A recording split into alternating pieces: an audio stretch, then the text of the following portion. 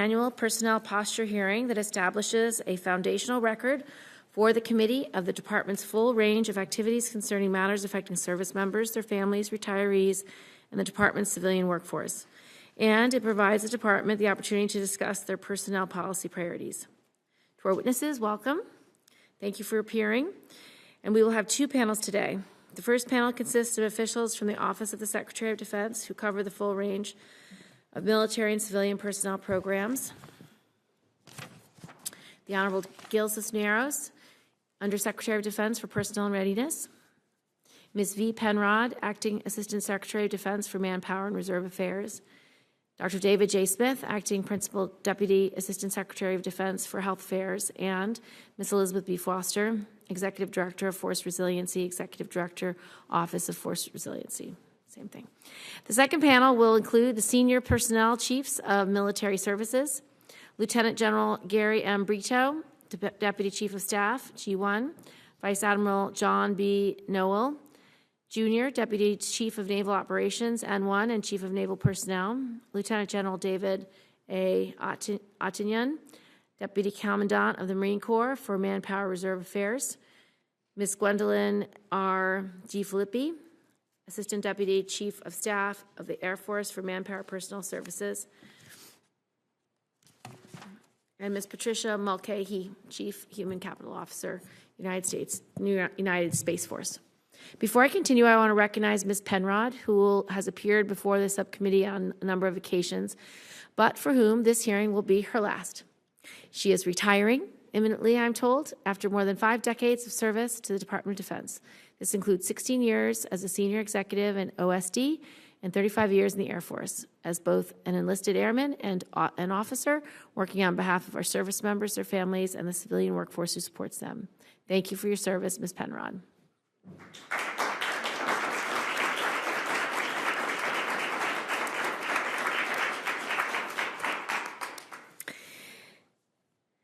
At this hearing last year in May, I began by noting that our country has been in a state of continuous war for nearly 20 years, and that with the impending withdrawal of combat troops from Afghanistan, we were closing one chapter and beginning another. In the years since, we have indeed seen a new chapter unfold, with continued resurgence of great power competition and Vladimir Putin's unjustified, unprovoked, and unwarranted war on Ukraine. Coupled with the persistent effects of global pandemic, increasingly sophisticated cyber and other asymmetric threats, and the disruptive effects of ecological degradation and changing climate, the need for a highly trained and capable military and civilian workforce within the Department of Defense and throughout the federal government has never been greater. We must commit to meeting these challenges by developing, fielding, and maintaining the world's most capable workforce. I'm going to submit the rest of my statement for the record, and I turn it over to Senator Tillis. Thank you, Madam Chairwoman. Thank you to the witnesses for being here. Ms. Penrod, given your future plans, I look forward to your just unabridged and unbridled responses to our questions, but congratulations again. The 2023 National Defense Authorization Act will coincide with the 50th anniversary of the creation of the all-volunteer force. But I think it may be more accurate to describe the military as an all-recruited force, because it takes a large amount of resources to attract sufficient numbers of high-quality Americans to military service. To put it bluntly, I'm worried we're now in the early days of a long-term threat to the all-volunteer force, a small and declining number of Americans who are eligible and interested in military service. Every single metric tracks the military recruiting environment is going in the wrong direction. In most cases, we're seeing the worst numbers in the last 2 decades. Only 8% of young Americans have seriously considered joining the military. That's the lowest number since the late 90s, and it's 50% lower than it was during the deadliest days of the global war on terror. Perhaps most alarming, today only 23% of Americans are even eligible to enlist. That's down from 29% only a few years ago.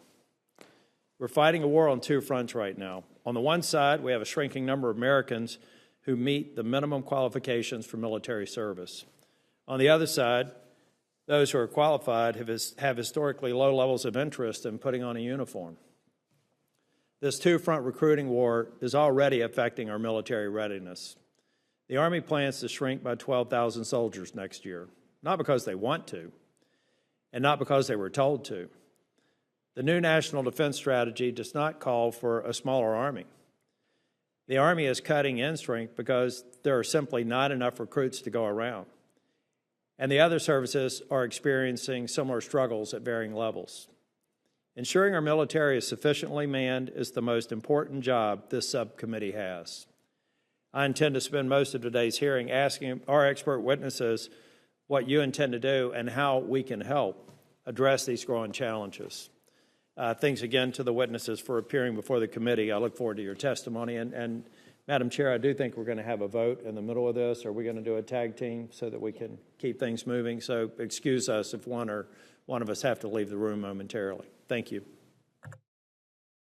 Very much, Senator Tillis. I'd now like to call on Secretary Cisneros. Chairwoman Gillibrand, Ranking Member Tillis, and members of the Personnel Subcommittee, thank you for the opportunity to testify before you today. We are here to discuss the Department's greatest strength, our people. We are proud to represent the 3.3 million service members and DoD civilians who defend our nation every day and their families who serve alongside them. One of Secretary Austin's earliest messages to the force made clear that taking care of people is a national security imperative. This administration has shown both in their words and actions that DoD will invest in our greatest strategic advantage. This commitment is evident in the FY23 defense budget request and our personnel policy efforts. While many personnel priorities are reflected in the budget request, I will focus my remarks on a few priority areas. First, recruiting, economic security, support to military families, Independent Review Commission on Sexual Assault in the Military, or IRC, and suicide. To build and maintain our global competitive advantage, we must recruit quality applicants in an ever-changing landscape. The Department is in fierce competition for skilled, relevant, and innovative talent. The labor market, exacerbated by the effects of the pandemic and the military-civilian divide, creates a challenging recruiting environment. You will hear from the services later today, but my team and I are working closely with them to leverage all authorities, resources, and tools to address these challenges. The pay raise of 4.6% in the budget request will enable recruiting. It will appropriately compensate our workforce and support the overall economic security of service members and their families. I cannot stress this enough. The economic security of our service members is critical to readiness, and in total, the current military compensation and benefits package is fair and compares favorably with the private sector. To remain competitive, we must keep pace with private sector wage growth, which this pay raise does. We are addressing rising housing costs by temporarily adjusting the basic allowance for housing in high-cost areas, and thanks to your leadership, we are implementing the basic needs allowance with the first payment scheduled to go out in January 2023. Our military families are vital to the readiness of our force. We are broadening employment support to military spouses by expanding the Military Spouse Employment Partnership Job Search Portal. We are working with all 50 states to improve state laws to ease occupational license portability. Likewise, the Department is addressing access to child care by increasing staff hiring, applying the $15 per hour federal minimum wage to child care workers, and providing service members fee assistance to offset the cost of in-home child care. Taking care of our people goes beyond compensation. We must eliminate sexual assault and harassment to preserve readiness and support a resilient and cohesive force. The entire Department continues to work to implement the IRC's recommendations. Our budget request of $489 million will enable us to invest in prevention to eliminate those wrongs. We are committed to making a cultural change at every installation worldwide to tackle this problem. We are also steadfast in our commitment to suicide prevention and the well-being of service members and their families, especially in light of the recent incidents involving those assigned to the USS George Washington. They are tragedies, and we are working to learn more and to ensure the Navy has every resource they need. We are taking a public health approach, targeting the various underlying risk factors and mental health stressors. We are enhancing protective measures such as social connections, coping skills, and safety. And we are working to address the shortage of mental health providers, which is a nationwide problem. This includes providing care for anyone who needs it, whether this is in our direct care system or using our private sector network. One last issue I would like to highlight are efforts in the diversity, equity, inclusion, and accessibility space. Enhancing DEIA across our department maximizes our ability to recruit and retain top talent. Secretary Austin recently designated me as the Chief Diversity and Inclusion Officer for the department. In this role, I will continue to bring about long-term changes and work to support the factors that promote racial, ethnic, and gender diversity and inclusion. I will take steps to ensure our total force has an opportunity to achieve their professional goals and is a cohesive and ready force that reflects the diversity of our nation. I shared a few of our major initiatives in my remarks today, but I would also like to mention an approaching milestone. Next year, we will celebrate the 50th anniversary of the all-volunteer force. When this country eliminated the draft, we did not imagine the success the all-volunteer force would have in creating the most educated, professional, and lethal military force in history.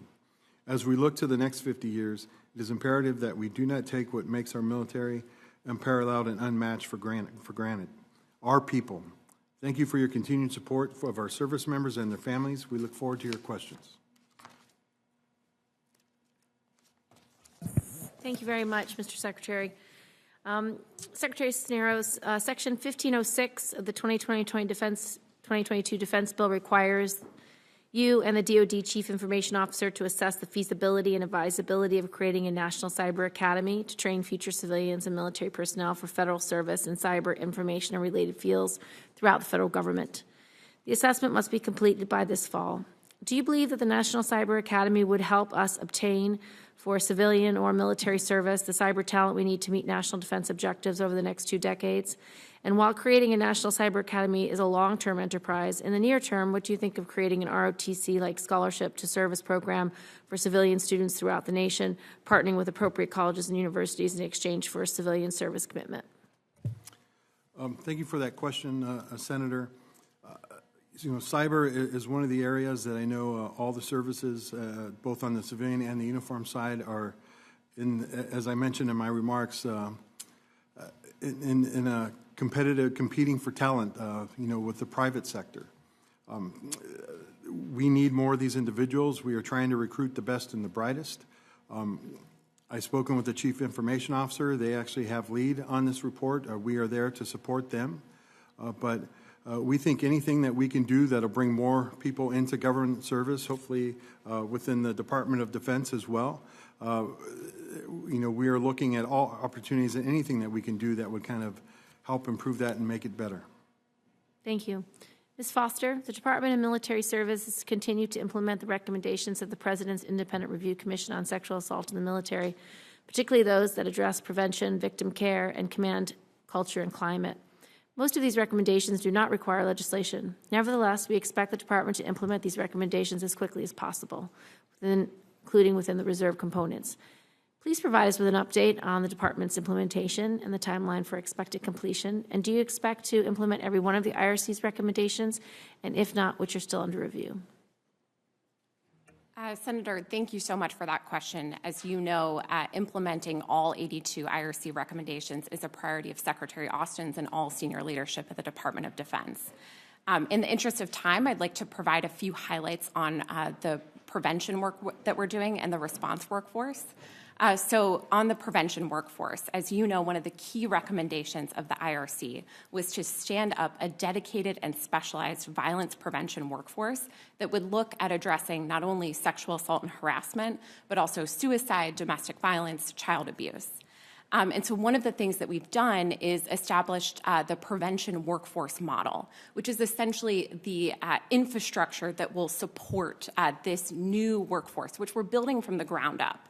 And when we look at this workforce, we have to think, where are these personnel going to be? What special skills will they possess to do their job? What kind of training and continuing education do they need? What kind of credentials do they need to ensure that this is truly a professional and standardized workforce? So that's what we're doing on the prevention side. On the response side, we're working really closely with the services to redesign how we staff, resource, and professionalize our response workforce so that we can ensure that our victims are getting all of the care and support that they need. That includes things like eliminating collateral duty so they can focus exclusively on this work. It means looking at taking this out of the chain of command so that there's no bias in the process. And we're working very closely with the services on developing those workforce studies right now that will allow us to implement this.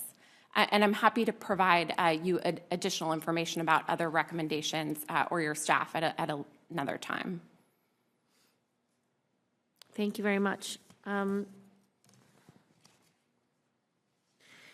Dr. Smith, the Personnel Subcommittee recently held a hearing on suicide prevention and behavioral health issues. At that hearing, we heard from both DoD and outside expert witnesses about the shortage of behavioral health providers in DoD and in the nation as a whole.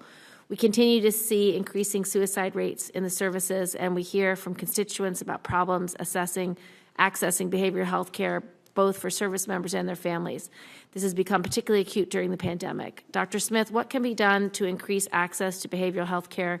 What is DoD doing now and planning on doing in the future to address the shortage of behavioral health care needed by our military personnel and their families?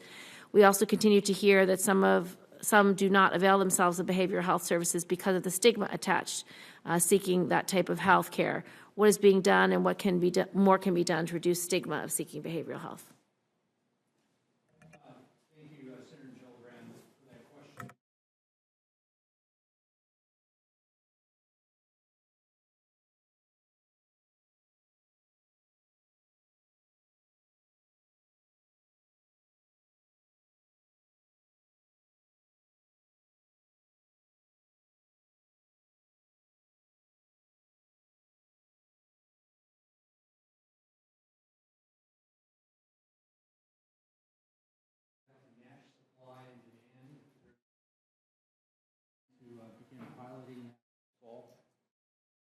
We're also adding psychiatric PAs along with nurse practitioners and licensed mental health counselors, family and marriage therapists. We've also started reviewing all initial appointments to make sure that we're matching the needs of the individual to the right level of provider to make sure that they're not mismatched once they make their first appointment. We've also, as I think you're aware, significantly increased telebehavioral health and have a goal to increase another 63,500 visits over the next year. Now, telebehavioral health is clearly contingent on the consent of the individual and that the provider thinks that it's the right modality, but we think that that's going to help increase availability. I will point out that most of our MTFs meet the access to care standards that we've set. And actually, internally, we have a standard of 15 days. Most are aware of the 28-day but on average, across the system, we're running at about 13.6 days. But there's clearly exceptions that occur on a monthly basis at various locations, and that's part of where we hope the staffing model will help on that. You mentioned the issue of stigma. We're working with PNR and the rest of the department to look at all of our instructions to make sure that we review them and remove any destigmatizing language that may be in them. And I hope the fact that there is an increasing demand signal for behavioral health is an indication that some of our efforts are actually working, but I might defer to some of my other colleagues to see if there are additional issues to add to that. Senator, I'll just add on the stigma. That is something that we have really been focusing on. The Deputy Secretary holds the DWC, the Deputies Workforce Council, where this has definitely been a topic that's come up for discussion, where, we are trying to convince commanders and everyone not to overreact when somebody comes up with a problem that and says, hey, I need help, I need support. That's not a reason to take away security clearance. So we've been discussing this. All the services are on board. It's something that we'll work towards to really kind of get it out there to really just destigmatize it and really mean what we say is like mental health is health, and that people should have the support to come forward when they need to discuss their mental health. Thank you, Senator Gillibrand. Again, thank you all for being here. Ms. Foster and Secretary Cisneros and I spoke about this in my office yesterday with the IRC the implementation. Originally it was a shorter timeline. Senator Gillibrand was gracious to have a 2-year implementation timeline. But in each of the service lines, this is going to be a complex process. And I know Secretary Cisneros, I believe you said that you would be having a program office or a program plan more or less put in place over the next month or so. Just less of a question and more of an encouragement that as you get that plan together, I think it would be important to report back to this committee your progress and any of the milestones that are slipping to the right, the reasons why, so that we don't have to be reactive when you come before the committee and report that maybe you've ran into a few challenges for making the timeline, and then what more we can do to potentially facilitate any of the problems or challenges you may be running into. Senator, absolutely. We would be more than happy to engage with you on this. As you said, it's quite complex. We're implementing 82 recommendations that cover sort of the full spectrum of the department. But I think what we've done is we've built accountability and evaluation into the process to ensure precisely what you described, that we don't fall off track. One of the ways in which we've done that is we're building an outcome metrics evaluation report, which will allow the department to track progress on each of those recommendations, recognizing that for some of those recommendations, there's, it's not just done, not done. There's many data points along the way. And what we're doing with that report is that will then come forward to the Deputies Workforce Council, which is chaired by the Deputy Secretary of Defense and the Vice Chairman of the Joint Chiefs of Staff. That will come forward to that group on a quarterly basis. And anywhere that we are falling behind, anywhere where it looks like we're off track, that gives the senior leadership of the department an opportunity to engage with all of the services and say, hey, what's happening here? Why aren't we making progress? Do you need additional resources? Do you need additional authorities? And I think we would welcome having that conversation with Congress as well. You've been critical partners for us on this, and so we'd like to continue that conversation. Thank you. Secretary Cisneros, the DoD Equity Action Plan that was issued a few weeks ago, can you give me an idea of what specific programs or actions are going to follow as a result of that action plan? Thank you for that, Senator. Look, I think that we want to ensure that everybody has opportunity, regardless of their sexual gender, the color of their skin, that they are able to, given an opportunity within the Department of Defense, to achieve and to succeed. And also to do this within our DoD schools as well, to celebrate the diversity of our families, of our service members and their families that serve in the Department of Defense, to make sure that we celebrate the many cultures that make up the department. But our equity plan is really about making sure that there is opportunity for those that want it and to go out there and are going to work to achieve it, and really creating that environment where we celebrate the diversity of our force, and that we are getting out there to ensure that we know a diverse and integrated force is going to make a stronger war fighting. I understand the objective. I think it's laudable, but I'm getting more into the implementation. I mean, could we foresee quotas, or how exactly would you implement this? No, sir. We have no quotas. There's no idea or thought of quotas. Again, when I say it, it's about creating opportunity to make sure that everybody has a fair shake and that everybody is given the same opportunity to succeed. That is really what we're going after, and that's what I've always talked about what diversity is. Diversity is about creating opportunity, and that's what I'm working towards within the Department of Defense as we move forward with this. Okay, thank you. Dr. Smith, I had this discussion with Secretary Cisneros in my office yesterday. I think we've got an inherent conflict when we talk about removing the stigma. On the one hand, we are rightfully asking men and women to come forward, seek help, and provision care to them.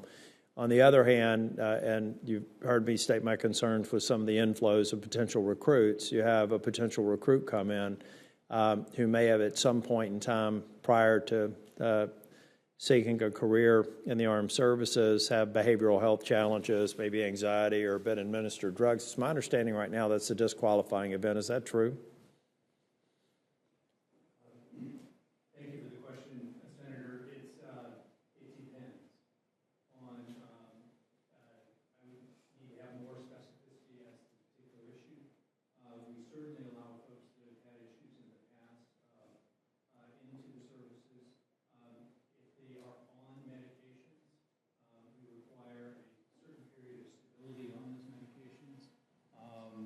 but I can certainly provide for the record more detail. Yeah, I would appreciate that. I just, I'm just wanting to make sure we have consistency over the life cycle from the point in time somebody's considering entering service to the point in time somebody exits and transitions to veteran status. And I think those are just slight tuning of the dial that would be helpful for the overall challenge that we have with removing the stigma and making sure people get the treatment that they need. And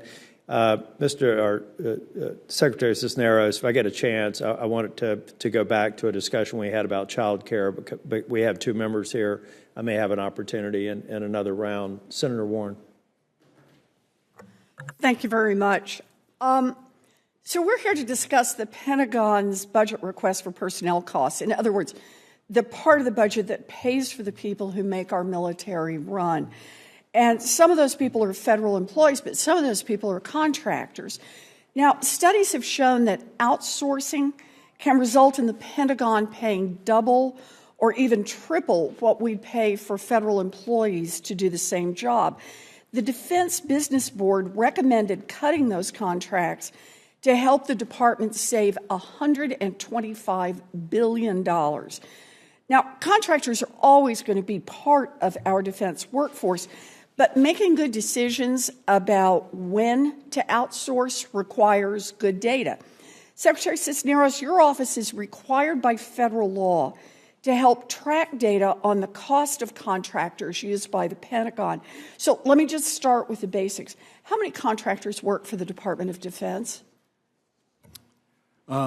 Senator, thank you for that, but regrettably, I do not have that information with me, but I can take that for the record on the number of contractors that we have. Is it a publicly available piece of information? That I'm not sure of, ma'am. I would have to get back to you on that. Well, let me put it this way. I can't find it. Yeah. And I look hard on your website. I call people. I try to figure this out. And I think that's the problem. The law explicitly requires your office to develop guidance to track this information. And I don't know how we can justify the kind of spending the Pentagon asks for if we don't even know basic things like how many people we have on contract, and make that number publicly available to all of us. There's no doubt that you're required to collect it. I just like to see it and see it reported. Now, we also know that it can be incredibly expensive when the department outsources its work for services like administrative support, for food services, for deployed troops, for weapons maintenance, or even for management consulting. And the costs for these have grown enormously over the past 20 years, so that last year the department spent $214 billion on service contracting. One of the big ways that the department estimates future costs is through 5-year spending plans that lay out expectations for how much different parts of the Pentagon are going to need in various areas. So, Secretary Cisneros, how much does the department expect to spend on service contracts over the next 5 years? Senator, it's my understanding that we don't project contractor costs the way that we do with our military and civilian workforce requirements. However, we must take, I believe you're right, a total force approach and kind of looked at contracted services. And I can commit that I'll take this concern back to the comptroller and the COPE to ensure that it's addressed. Well, I appreciate your doing that. You know, it shouldn't take somebody asking this question. This should just be part of the planning that's already baked in. We can't have good planning if we're not looking at long-term costs. And I got to say, 5 years doesn't just seem like hugely long-term, but at least a start in the right direction. I think that taxpayers and those of us who do oversight should know how much money the Pentagon expects to spend on costly areas of the budget. And I think this committee should know that. And I'm going to be following up on requests for information. I appreciate your willingness to bring this forward. Look, we have a defense industry where these contractors have a long history of lining their pockets at taxpayer expense. And if we're not collecting the data and making smart decisions, then we're going to just continue to see runaway spending without more effectiveness in making our military work. So thank you very much. And Secretary Cisneros, if you're able to provide that information, I think it would be interesting to stratify it between sort of ongoing long-term positions, project-oriented, special services, things that are unique to a specific project or outcome that roll over. I think that's a better way to look at it because, one, you can understand that would continue to be contracted. The other one, you can look at whether or not that's a valid basis for bringing it inside. Senator Hawley. Thank you, Mr. Chairman. Dr. Smith, can I start with you? Earlier this week, the VA announced that it would presume service connection for 9 respiratory cancers that were resulting from or potentially connected to burn pit exposure. This committee, as you may know, held a hearing on this topic back in March. Can you give me the DoD's estimate for the number of individuals who would qualify for the presumption of service-related connection? Do you have any sense of that? Thank you for the question. I do not. Oh, thank you. Sorry. I do not have an actual number. I know that the definition is rare means 6 per 100,000, I believe. But I would have to come back. And yes, they did. It's 9 conditions related to high particulate matter. And that brings the total that the VA has now designated as presumed service connection to what? 12, I believe, relative to particulate matter. Because sinusitis, rhinitis, and asthma was also made presumptive, I want to say 3 months or so ago. Okay. Could you come back to me on the numbers, such as could you look into that and get back to me for the record? And the idea would be for us to predict what we think the numbers would be. Given the likely exposure since 2001. Give me some sense of the scope of the universe that we're looking at here. Yes, sir. Great, thank you. Ms. Penrod, shifting to you, that this committee heard earlier this month testimony relating to the tragedy of service member suicide.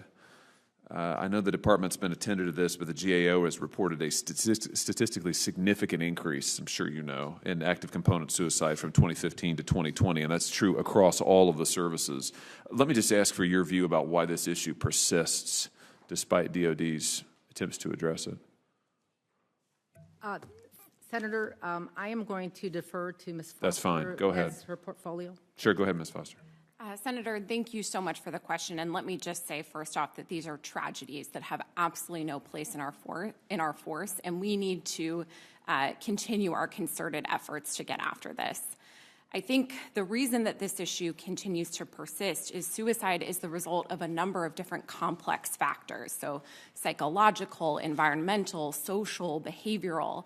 And as a result of that, there is no one single fix that we can have to address this. And, you know, this is not just a problem within the Department of Defense, it's a problem within the civilian community as well. But we are taking a public health approach to urgently get after this issue, and we're doing that through a few different ways. One of the ways in which I'll highlight is we are standing up a dedicated and specialized violence prevention workforce that is intended to address those risk factors that we see that exacerbate this issue and enhance some of the protective factors that are critical to getting after this. Got it. Thank you. That's helpful.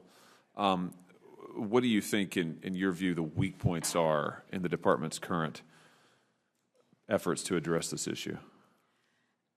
Senator, I think that the science is evolving rapidly on this issue, and so we are following the emerging science and data on this to address this and taking that integrated primary prevention and public health approach to this issue. We absolutely have more work to do, but we are moving quickly to take these steps. Well, I'm sure we'll be talking more about this. I mean, it's a huge problem, as you say. It's unfortunately a growing problem. It does span both the civilian and the military worlds, the service worlds, and it's clearly something that we need to address in both of those contexts. So I look forward to working with you more on that. Mr. Cisneros, Mr. Secretary, if I could just shift to you in my remaining moments here. As you might imagine, I have received a lot of communication from constituents who are concerned about military discharges as a result of the COVID-19 vaccine mandate. Can you tell me how many service members within each individual service and across them have been discharged as a result of the vaccine mandate? Thank you for that question, Senator. Ensuring that all our service members are ready and able to deploy and be part of our fighting force is an important thing. I know it's important to the Secretary and a requirement that he's made. In regards to the number of people that we've been discharged because of the COVID vaccine, I do not have that exact number with me today, but that's something I can take back for the record. Great, thank you very much. Can you also find out what percentage across and within each service were issued as a general discharge under honorable conditions rather than an honorable discharge? Can you find that out for me? I can look into that, Senator. Okay, great. And maybe you can tell me this. How does the department evaluate the character of the discharge resulting from the vaccination requirement? Well, right now, Senator, those that are being discharged, if anyone is being discharged because of refusal to take the vaccine, they are getting either it's an honorable or the next level below that. And that was dictated by the last NDAA that we follow, and so that's what we've been doing. And how do you distinguish, though, between those two categories? That, sir, is up to the services. They process the discharges. They are the ones who make the decision on the individual basis as to what's going on and why it's an honorable or why it's not an honorable discharge. But surely, given that this is a very widespread issue and the numbers are pretty large, there's some uniform criteria, I would think. Sir, we have our policy, the same policy for waivers and for whether it be medical or for religious waivers, and that has been in place for a while now, and that is the policy that we have gone to the services and told them to make sure that they are following these procedures.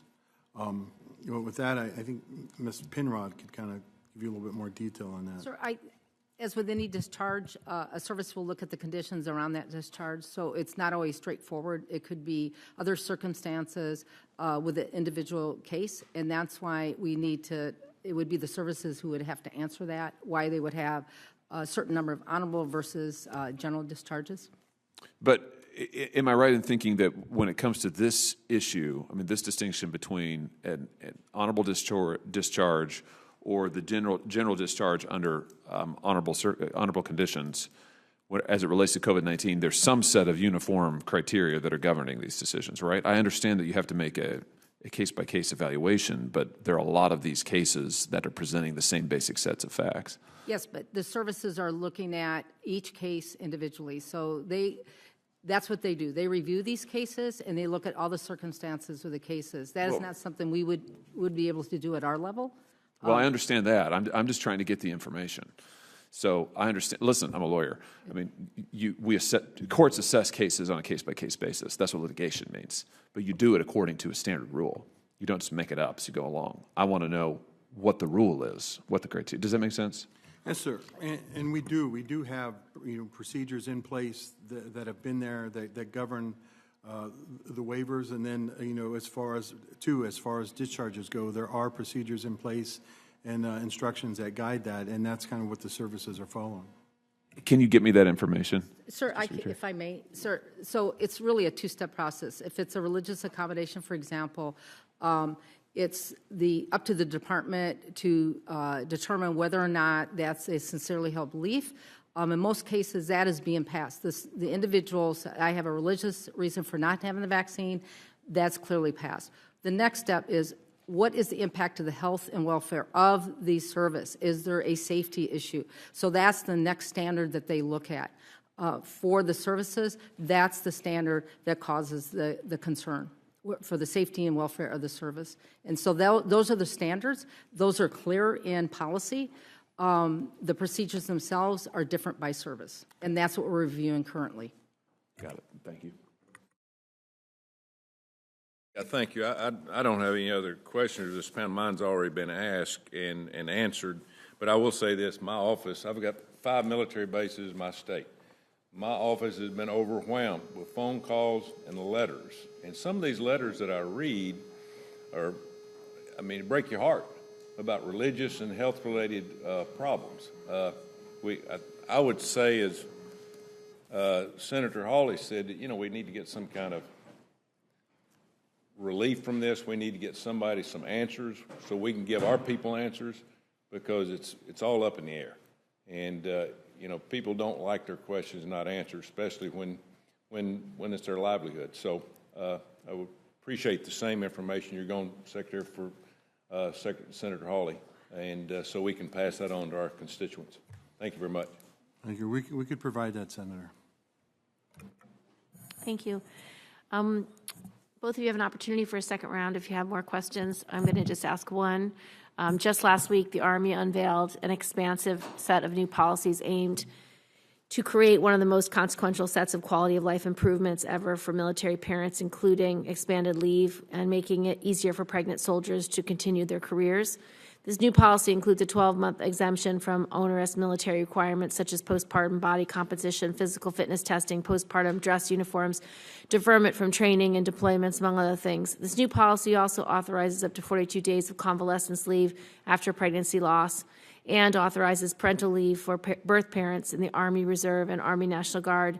Secretary Cisneros and Ms. Penrod, what's your view on this newly announced Army policy, and will you consider requiring the other services to adopt a similar policy? Senator, I think when I saw the message that they were coming out with this, I thought it was great, and I think it's something that we definitely encourage. You know, each service is different. Each service is trying different things. I know the Navy, for a while, has granted leaves of absence where service members could take time off, I think up to like 2 years, you know, from active duty and then come back after that. But we are for supporting anything that is going to allow you know, improve our quality of life of our service members and to make it better for them and to make it more family-oriented for them. Yes, Senator, thank you. What we do is when a service announces a policy, that is a very generous policy. And again, we look at the support it provides the family. We always work and meet with the other services and look at, well, how would you do this? You know, what are the constraints for you to implement the same? As Mr. Cisneros said, each culture is different. And how would that impact readiness and mission of the service? So this is something I think each individual service can speak to. But yes, when we see a great policy or something that helps our service members, we absolutely look at how can we expand that to the other services. But once we have that information, and if it looks like something that all services can support, we usually do put that in policy. You know, we'll try to put that in policy. Great. And just one question for Dr. Smith. This is something that Senator Tillis and I have worked on. Last year's NDAA contained a provision requiring an independent analysis of recent changes to the Autism Care Demonstration Program after families and providers reported a myriad of concerns and disruption in care. What's the status of the NASEM analysis? Will the analysis be complete before the end of the ACD on January 1, 2024? And what will happen to the beneficiary services when the ACD ends on January 1, 2024?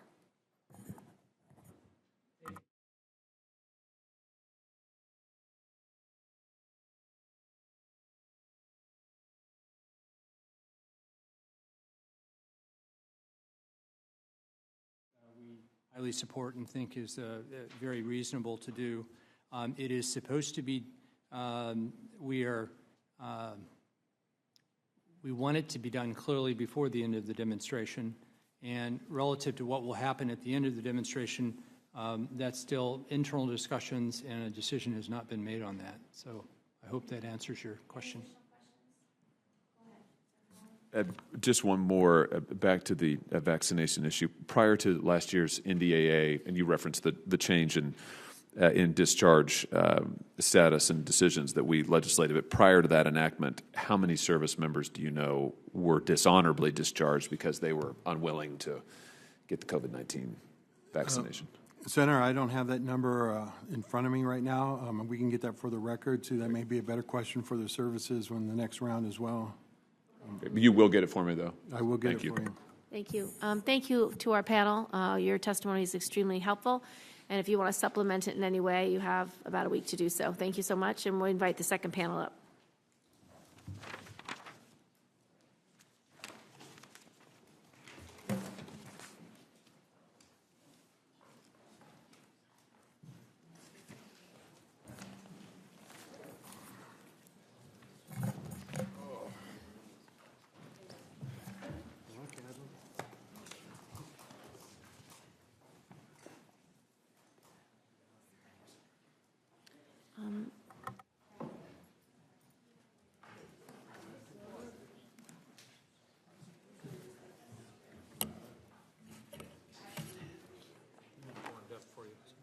pleasure, so.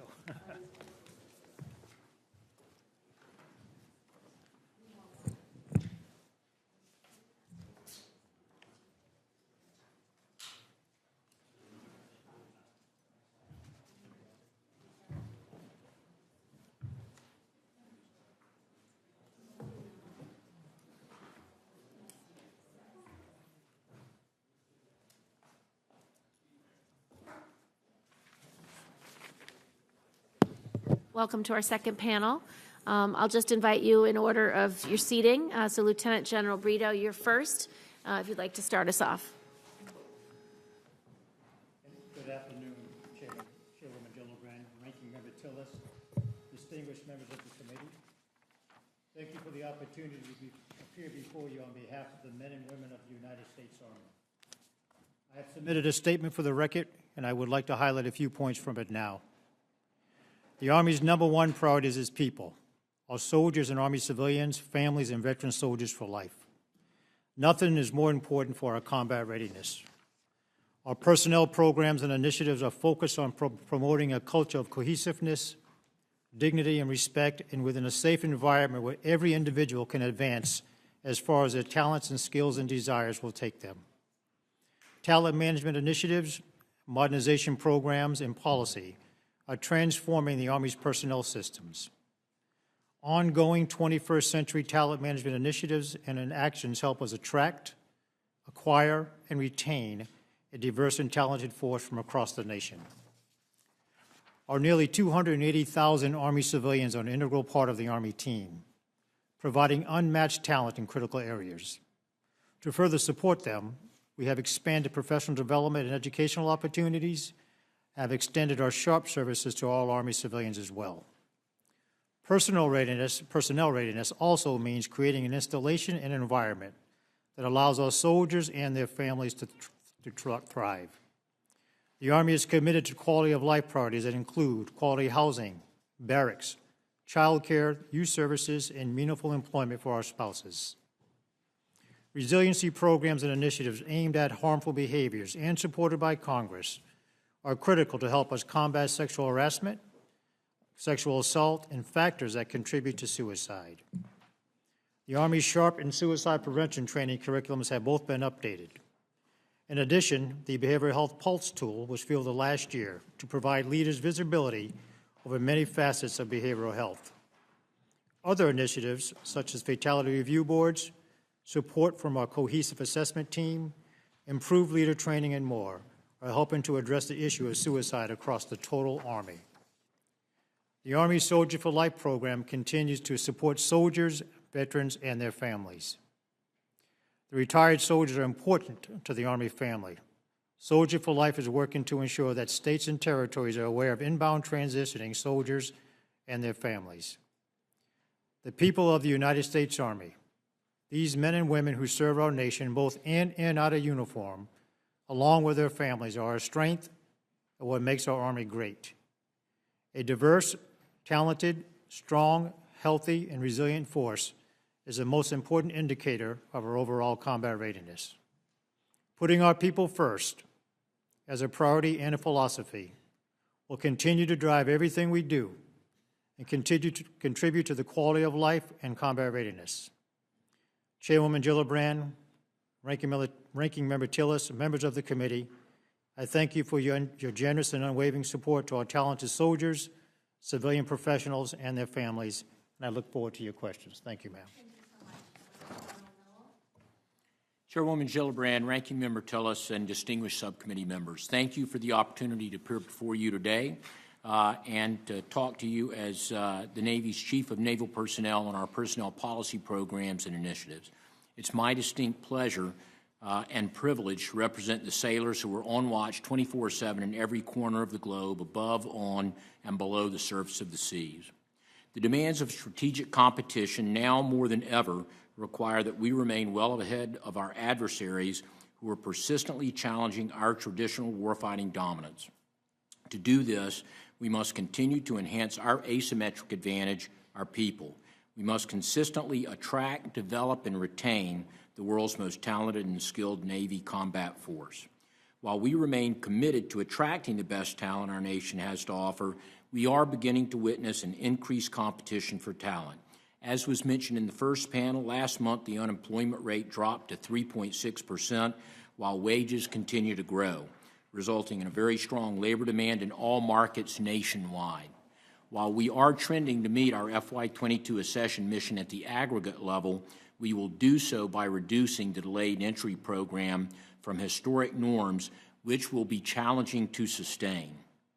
To remain competitive, we will continue to leverage our e-talent teams, our large-scale digital recruiting presence with our Forged by the Sea marketing and advertising strategy, and we do reach all zip codes and will continue to not only leverage this, but also enlistment bonuses in our relentless effort to attract the diverse and skilled talent that we need. We continue to invest in trained, resilient, and educated sailors who can outthink, outdecide, and outfight any potential adversary. In particular, we're developing our sailor talent through initiatives such as Ready Relevant Learning, Warrior Toughness, and our Culture of Excellence campaign. Ready Relevant Learning fundamentally changes the way our sailors train, transforming an industrial-era training model into a modern, agile system with tailored career-long learning continuum for each sailor. Warrior Toughness is a holistic approach to developing the tools needed for sailors to optimize their performance in even the most stressful circumstances, and our Culture of Excellence promotes a force-wide environment of respect and resiliency for our sailors to thrive in the face of personal and professional adversity. Driven by the overarching goals of maximizing warfighting excellence and readiness, the Navy-wide campaign is directly led by the CNO, who leverages a Navy leader development framework which employs a data-driven look across all of our 17 warfighting communities with a regular drumbeat. Building upon the retention gains of the last few years, we're committed to keeping the right talent and experience in the right pay grades and specialties while remaining mindful of the current economic trends and how they influence our sailors' career decisions. To enhance retention, we continue to optimize our talent management systems to provide greater flexibility to sailors in career choice, development, training, and assignments. Our detailing marketplace assignment policy, which will replace our existing sea-shore flow model, offers a wide range of monetary and non-monetary incentives to sailors, primarily in sea-intensive ratings right now, to encourage them to serve longer where we need them most at sea. Commitment to continued investment in our sailors is necessary to sustain a fleet, and we appreciate your strong support on our compensation to include vital special and incentive pays and bonuses, which now more than ever are needed to target specific skills. And finally, transforming the Navy's internal personnel business processes remains a top priority to ensure we're delivering world-class HR services to our sailors and their families. Again, I thank Congress for your support there. I remain inspired each and every day by our sailors. I know that you do too, and each and every American can be proud of them and their families. I look forward to your questions. Thank you very much, Vice Admiral. Next is Lieutenant General David Ottonian, Deputy Commandant of the Marine Corps for Manpower, Reserve, and Affairs. Chairwoman Gillibrand, Ranking Member Tillis, and distinguished members of this subcommittee, thank you for the opportunity to appear before you today to discuss your Marines. I've submitted a written statement, so my opening comments will be brief. We have decisively stepped out on a talent management design and modernization effort to increase the lethality of your Marine Corps to fight and win when called upon by the nation. Talent Management 2030 was released in support of the Commandant's Force Design Plan. Accomplishing the Corps' force design will not be possible without highly skilled, mature, and mentally tough Marines. These strategic plans are interdependent and foundational to the success of the Marine Corps. The end product will be a force that is better equipped to fight and win in an increasingly high-tech, complex operating environment. The statutory authorities that Congress has granted has streamlined some of these efforts, and we thank you for your support. Other initiatives will require more study and take time to implement, and we remain committed to getting this right. The way we recruit and retain our focus areas in Talent Management 2030, and while we are on track to make our accession goals, this is arguably the most challenging recruiting year since the inception of the all-volunteer force. Looking forward, we will need to be innovative and adapt to these challenges and be agile in our approach. I would like to highlight our commitment to the implementation of the recommendations from the Independent Review Commission approved by the Secretary of Defense. Working closely with the Department of the Navy and the Office of the Secretary of Defense, we are moving out quickly to establish the Office of Special Trial Counsel, as well as additive preventive workforce and enhanced victim care and support improvements. We will continue to keep Congress informed as we make progress. My final point today is that taking care of Marines and their family remains paramount. We continue to invest both in prevention programs to reduce destructive behaviors across the force, family readiness programs like parental leave, child care, spousal employment, and our gold standard exceptional family member program are essential to the readiness of our force. We know that we recruit Marines, but we retain the family. I'm proud to represent your Marines, their families, and our civilian employees, and I look forward to answering your questions. Thank you very much. Now I'd like to hear from Ms. Gwendolyn R. D. Filippi, Assistant Deputy Chief of Staff of the Air Force for Manpower, Personnel, and Services. Chairman Gillibrand, Ranking Member Tillis, distinguished members of this committee, thank you for the opportunity to appear before you to talk about our airmen and families. Winning a 21st century fight requires adaptable, resilient, innovative airmen comfortable leading and flourishing as members of a diverse team. The Air Force will leverage a 21st century tailorable talent management, force development, and care solution ecosystem to develop airmen who can operate and succeed in a complex environment. Our airmen and families are our greatest competitive advantage. We buy things, we invest in people. Over the past year, the Department of the Air Force continued its focus on providing the absolute best care for our airmen, guardians, and their families, while taking all steps necessary to create an inclusive environment where everyone has the opportunity to reach his or her full potential. The Department recognizes that despite strong efforts over many years, we have not made significant measurable progress in preventing or reducing the number of sexual assault cases. We remain committed to efforts to combat sexual assault in the ranks and are open to piloting research or data-informed prevention strategies that can reduce and eventually eliminate sexual assault from within our ranks. This year, the Department of the Air Force began implementing the Independent Review Commission's recommendations, increasing our full-time response advocates, adding additional oversight to support victims, and increasing advocacy and support to sexual harassment victims.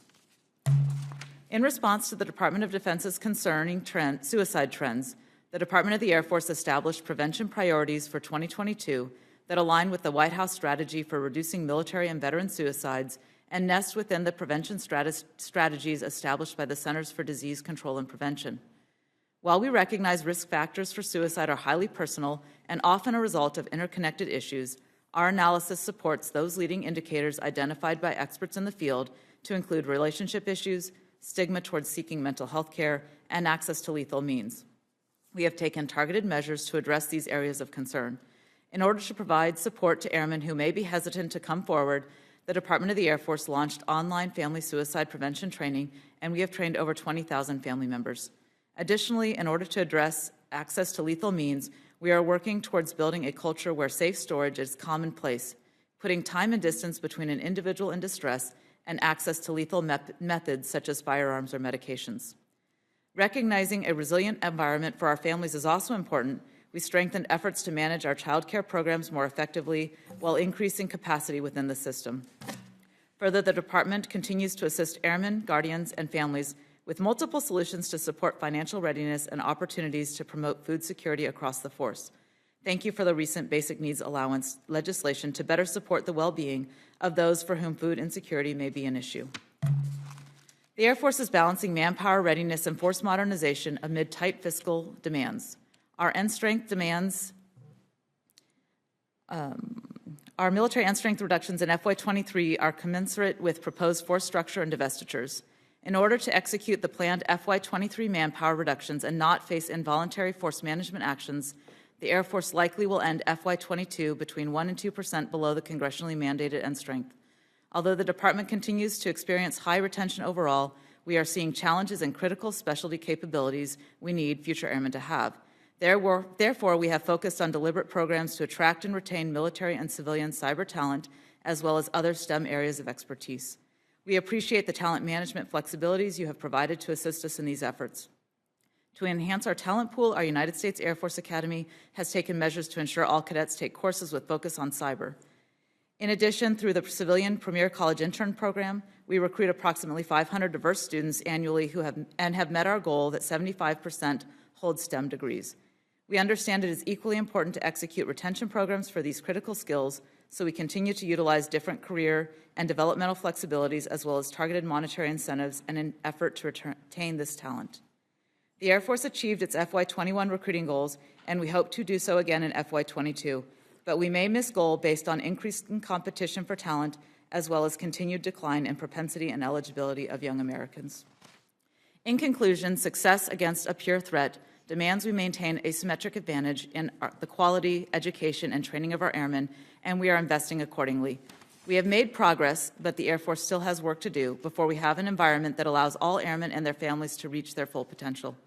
We continue to pursue every practical solution that moves us closer to making this environment a reality, and we look forward to continuing to partner with Congress in our endeavors to do so. I thank you for your continued support of your Department of the Air Force and your airmen, both military and civilian, and the families who support them. Thank you, and I look forward to your questions. Thank you. Ms. Patricia Mulcahy, Chief Human Capital Officer, United States Space Force. Chairwoman Gillibrand, Ranking Member Tillis, distinguished members of the committee, thank you for the leadership and support you have provided to the United States Space Force, our guardians, and their families. It is a privilege to come before you today alongside my service colleagues. The cornerstone of our Space Force is our people.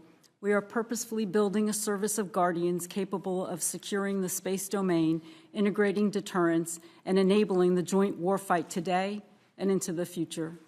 To attract, recruit, and develop this talent we need, we crafted and published the Guardian Ideal, our human capital strategic plan.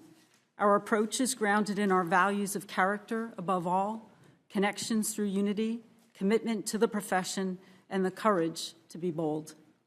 The Guardian Ideal modernizes our approach to recruitment and retention, fosters connection among guardians, puts a focus on enabling a digital force, and integrates wellness and resiliency. With our small numbers, we believe it vital to strengthen the diverse teams comprised of both uniformed and civilian guardians with a tailored talent management approach. We are competing for talent with the well-paid and dynamic space industry.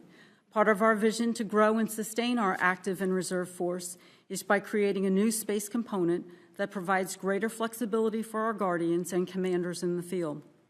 This approach could ensure our members do not have to choose between their military careers and their personal lives by encouraging continued participation. The space component would extend the continuum of service, enable us to recruit and retain the exquisite, highly technical force we need in an efficient and effective and fiscally sound manner. Implementation would be a groundbreaking approach to military human capital management and build a component that improves warfighting readiness with a consistent, coherent means to employ the force. Over the past 2 years, we secured a number of wins for our nation. I am proud of the more than 13,500 military and civilian guardians who joined our ranks from the Air Force, the Army, the Navy, and the Marine Corps, as well as from across America. We launched recruiting initiatives to ensure we are competitive for the STEM talent we need. We instituted improved interview questions to help us determine the best fit for our future guardians and to reach into a more diverse applicant pool. We have finalized our foundational warfighting competencies that capture what all guardians will bring to the team, and we have developed occupational competencies for all of our uniformed space-powered disciplines. We are using a boot camp approach to training software coders, resulting in increased digital fluency and positive impacts to mission accomplishment.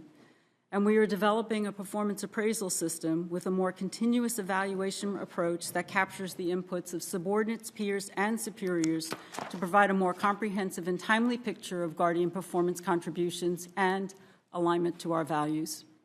We are appreciative of the existing military compensation package, but with such a small, highly specialized technical force, we often struggle to compete with the high salaries commanded in the private sector.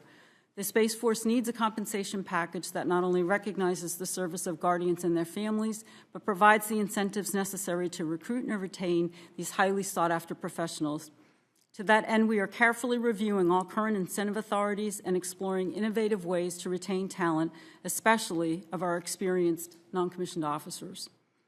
We recognize that attracting and retaining talent is not about compensation alone. It is also about providing a sense of purpose and an inclusive culture. We're actively engaging and involving Guardians at every step in creating and building our culture that recognizes the value and contributions of all Guardians, military and civilian. We believe that our unique culture and mission, with a new space component construct, combined with quality of life programs and a well-structured compensation package, will allow us to attract and retain the Guardian talent we need. Although I'm pleased with the progress we have made, we have much work to do in this third year of building our Space Force. We will continue to focus on our innovative approaches to talent management, developing leaders and warfighters, and we count on the support of Congress to develop and field this new component that will capitalize on the diverse talent of our nation's Guardians to secure America's interests in space and enable joint operations. Thank you, and I look forward to your questions. Thank you all for your testimony. I'd like to start with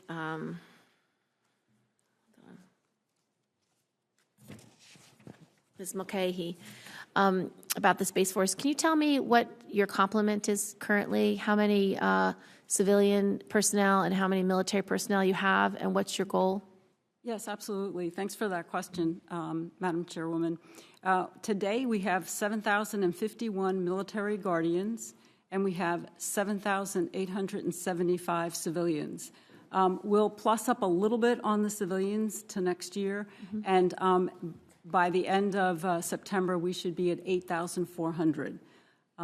We are still gaining some units from within the department. So, for instance, in FY23, the Space Development Agency will come from OSD into the Space Force, and we anticipate being as high as 8,600 military in FY23. And is it difficult for you to retain the best talent because of things like lack of salary competition to vis-a-vis the Facebooks and the Googles of the world? Yeah. Thanks for that question, Chairwoman. Our concern right now is that all of our military Guardians, when they came over, took a 2-year service commitment, and those start to come up in the September-October timeframe of this year. So we're staying connected to our Guardians, and we so far don't hear or see the numbers different than when we were part of the Air Force and managing our space operators. But we are concerned because we know that the space industry is very lucrative, and that's where a lot of our NCOs do. And you don't have a designated service academy, so do you receive cadets and graduates from all the service academies, and what's the general breakout of that? Thanks for that question, too. This will be year 3 that we will have cadets come from the United States Air Force Academy. The numbers have been, this year we're planning 102. Last year they were 106, so just about that number. The first year they were 96.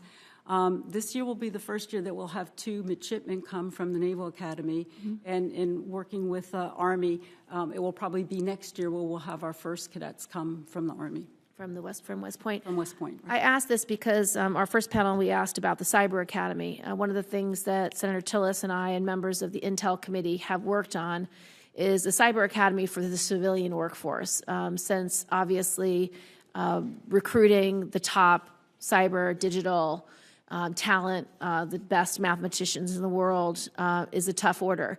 But we have something like 40 to 60,000 open cyber and digital positions in the federal government today that we cannot fill.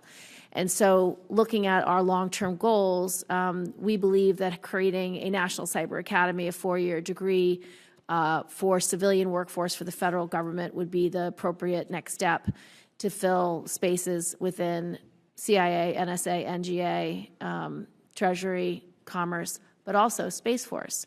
And so I'd like to know your thoughts on whether a National Cyber Academy would be useful to you to recruit at least your civilian personnel, but I could see creating coursework specifically designed for Space Force personnel, both military and civilian, and I'd like your thoughts on whether we should try to create that in this year's NDAA. Yeah, thank you for asking that, Chairwoman. absolutely, we're all on the hunt for cyber talent. I know in particular our Air Force Academy has really increased in their curriculum what we are doing in cybersecurity.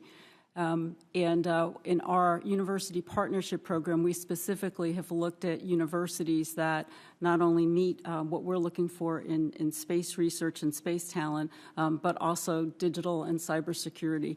The idea of an academy that would specifically be targeted for civilians, I think, is a really interesting one, and certainly would help us in the Space Force. As I gave you the numbers, we're about a 50% military, 50% civilian. Yeah, that's so I what think that could be, yes, ma'am. I thought.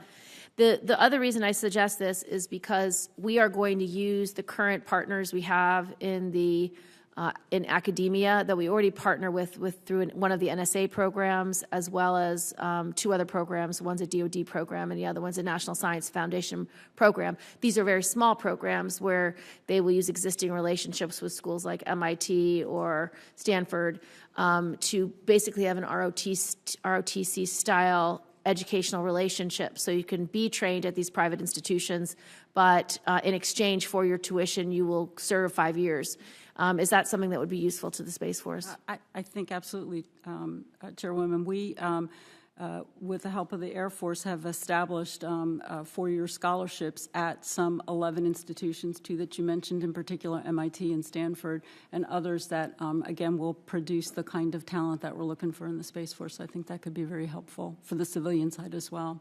Grateful. I'd like you to perhaps collaborate with the work that Secretary Cisneros has been tasked to do with the Chief Information Officer in Section 1506 of the 2022 Defense Bill to opine on the benefits of the National Cyber Academy to train future civilian and military personnel. I would like you to submit to that review your views in writing so that they have the benefit of your thinking on how this could be of use to Space Force needs in the future. And I have questions for each of the witnesses today that I'll submit for the record that you can answer by letter because I have to go vote now. And so I will let Senator Tillis ask his questions and close this hearing. So I just want to thank you for your extraordinary service and for all you're doing for our men and women who are serving so bravely. And without your leadership and your absolute attention to their needs and their education and their well-being, we would not have the amazing force that we have today. So thank you very much. Senator Tillis. Thank you, Madam Chair. Thank you all for being here. I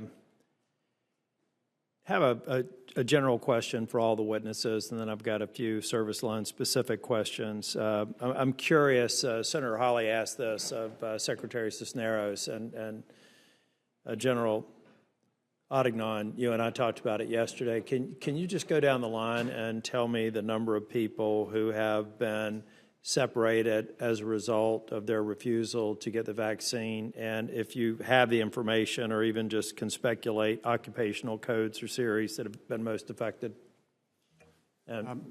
Thank you, Ranking Member Tillis. So I have those numbers. If you want, I can submit them for the record, or I can give them to you very quickly. Just real quick. We have separated 1,968 Marines. 71% of those were given a general discharge. So 28% were given an honorable discharge. That's total force between active and reserve.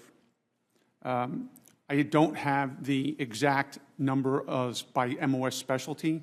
I can provide that for the record. What I can tell you is I watch that very closely. I can tell you there are no operational impacts across a force for readiness. There's no one community that has signaled an instance where a leadership, an NCO, or a young enlisted Marine is not present because of that. I think it's important to note that 97% of the force is vaccinated. The other part of the force that's not vaccinated, a large portion of that is in our enlisted training pipeline that's moving through the system.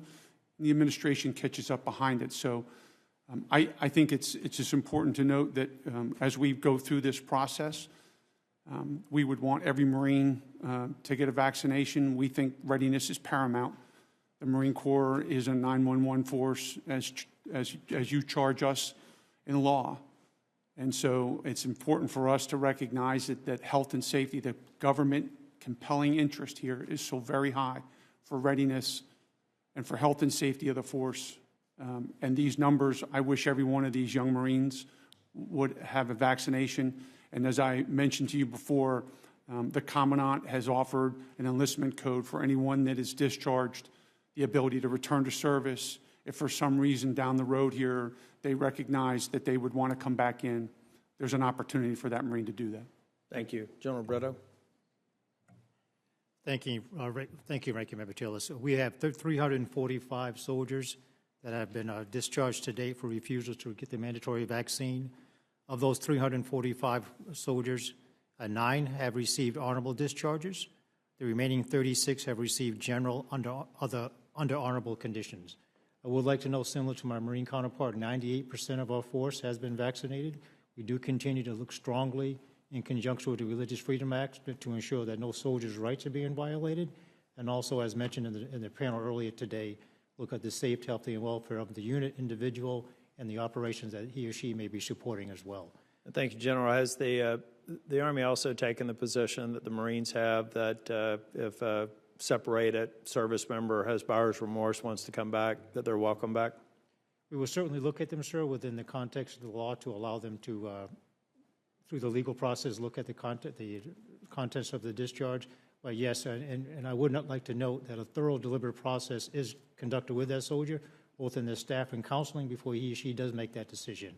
Okay. Admiral Noel. Sir, thank you. As of the 21st of April, the Navy has approved 798 separations based on COVID vaccine refusal. All of those, the characterization has been honorable. The way that we designed the process to get to a fully immunized force as quickly and as equitably as possible really provided that path. But we, like the other services, believe that vaccination remains the most effective way to protect the force. There have been no impacts to talent management, but I will tell you, as General Otnian and General Brito mentioned, we don't want to lose a single sailor to this.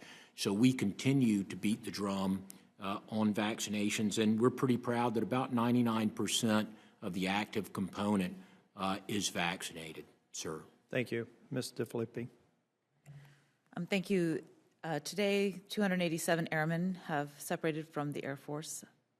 Of those, 281 have separated under general under honorable conditions, 1 entry level and 5 honorable.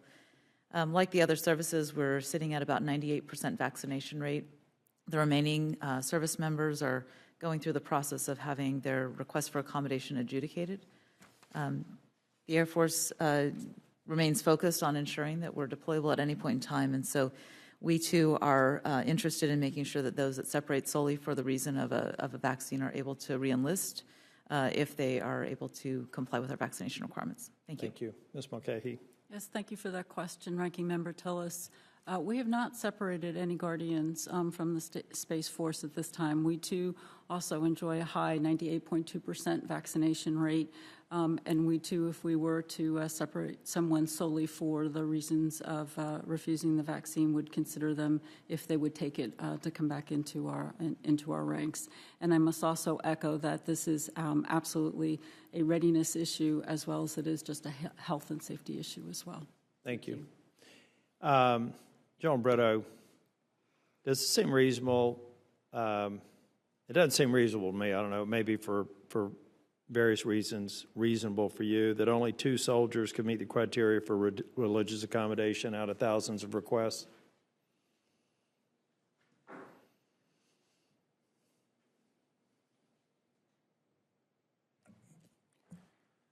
Senator Tillis, I would like to mention that we do have an extremely deliberate process to review both the medical and the religious exceptions for COVID exemptions.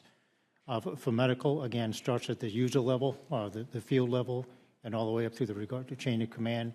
And any exceptions are monitored through our Surgeon General. For our religious exemptions, the same, again, a very deliberate process, starting with the unit level leadership all the way up to the highest level if necessary for exemptions, and definitely in adherence with the law, the Religious Freedoms Act as well. reasonable or not, I can say that we do have a very deliberate process to, one, make sure the decision is equitable to the soldier in accordance with his or her rights and law, and in accordance with the health and safety of the unit and the unit that they support. Yeah. Well, it's similar to a question from Senator Hawley. It would be helpful if we can get just the guidelines or the rules that you go through that document that process. I think that would be helpful. Certainly will, Senator. Ms. DeFilippi, of the airmen and guardians who were separated, how many were already in the process of separation or planning to retire?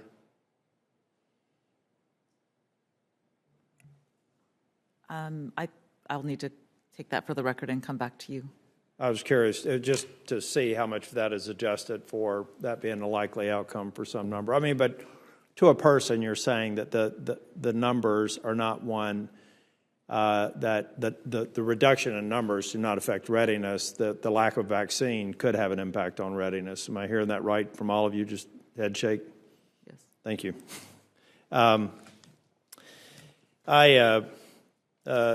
General Odignon, I'm sorry, I always flip the consonants.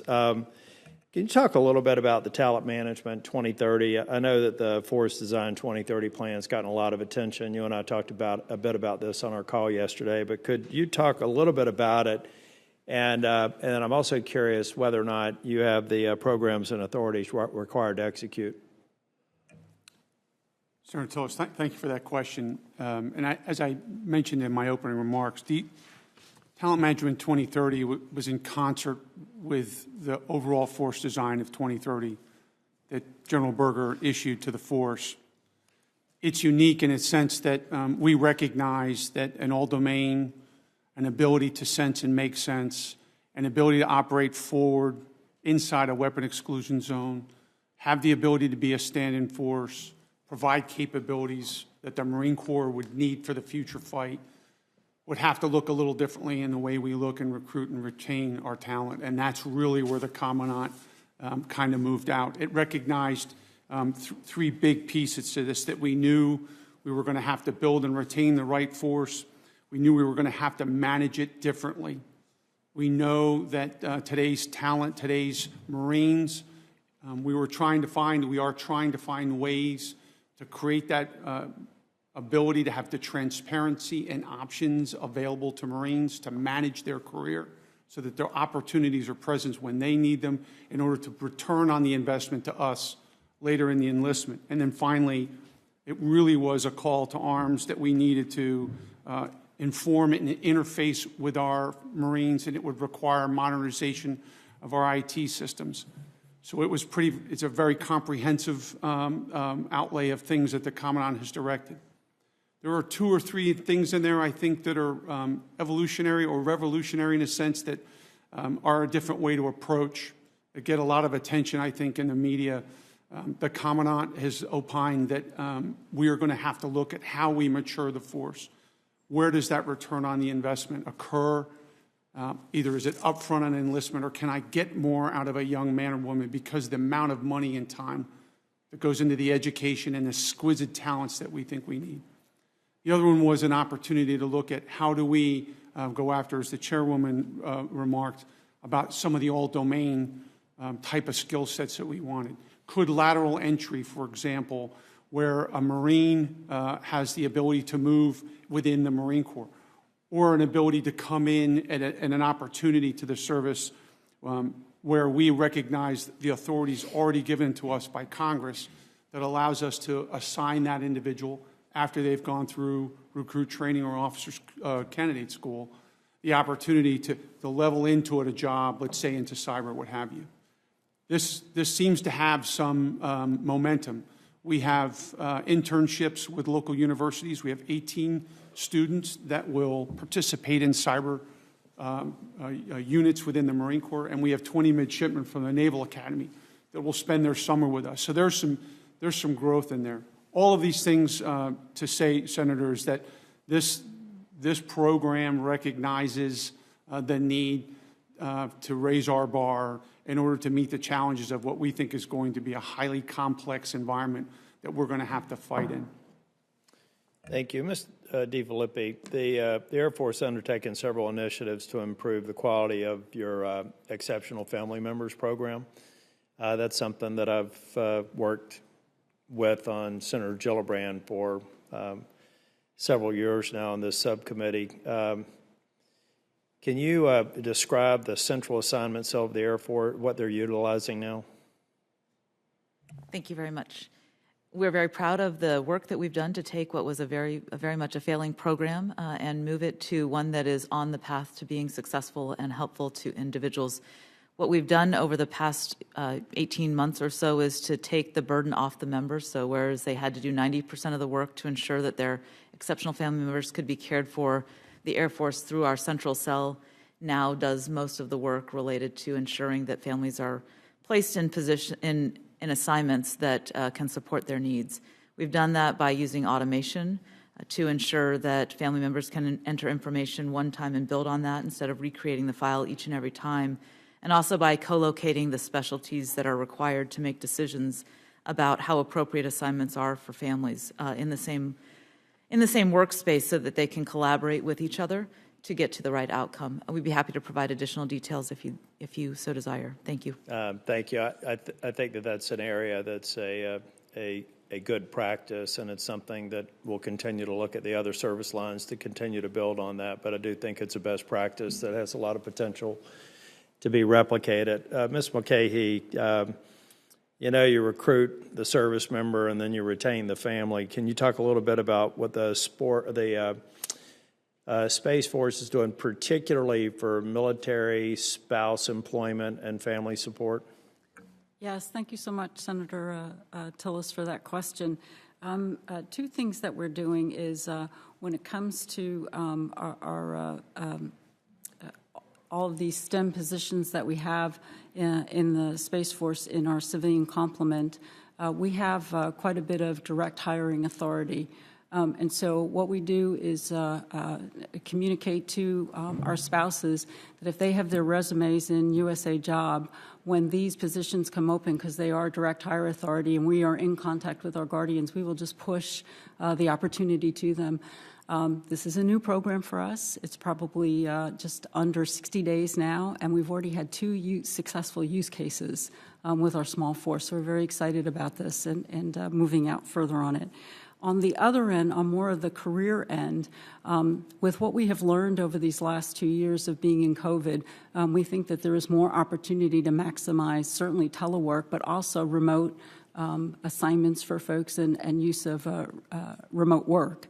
And so we are very deliberately looking at what positions for the military member to be going between about 7 different installations, and where perhaps there are opportunities that the family member could stay in the position and work towards a career by working remotely. So those are 2 parts of where we are very focused. And we know that, again, we recruit a guardian, but we definitely retain the family. And so we are focused on anything and everything that we can do to help our great family members. I think not only in terms of doing right by those who are serving and their family members, but we get this right, whether it's exceptional family members, making sure that we have employment opportunities for spouses. This develops and General Odignon, it wasn't lost on me what you were talking about with what you are doing with maybe extending